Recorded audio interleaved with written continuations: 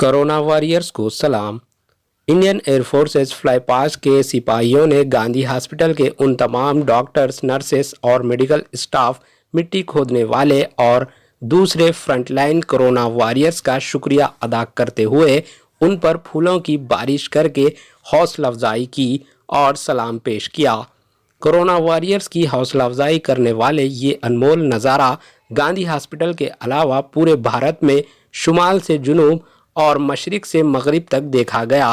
इस मौके पर गांधी हॉस्पिटल के डॉक्टर्स व नर्सेस कोरोना वॉरियर्स में खुशी की लहर देखी गई।